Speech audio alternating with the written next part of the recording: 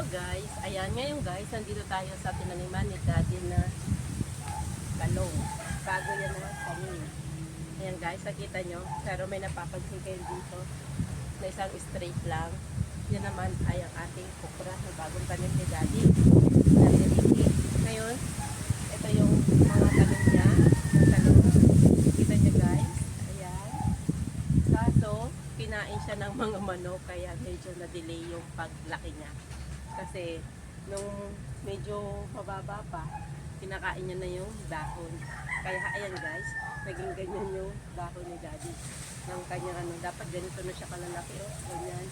Yung iba, maliliit pa lang kasi nga nakain na siya ng manok guys. Kaya ayan guys, nakita nyo ang ating ano, samahan nyo ko sa pag-ikot ng talong ni Daddy bagong tanim. Kaya ay na guys, samahan nyo na ako.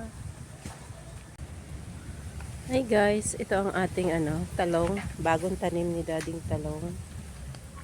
Ayan. Oh. Diba guys, ang lalaki na. O yan, tinutuka yan kasi ng mga itik ni Daddy. Manok. Diba? Malalaki na siya. Ayan.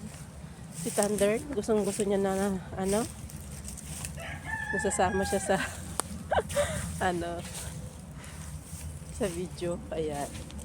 Siyempre, ang ano ni Daddy, ang tinamin naman, kasi nga, para pag nag-spray ka, hindi masyadong crowded.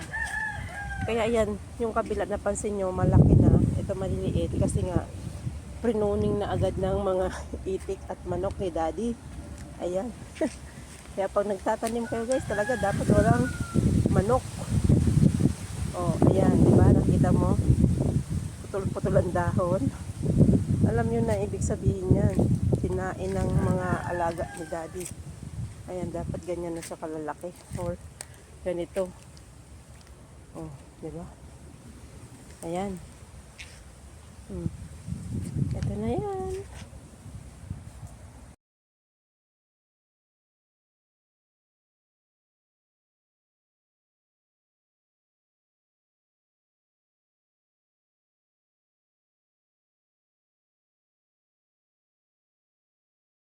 Guys, thank you so much for watching.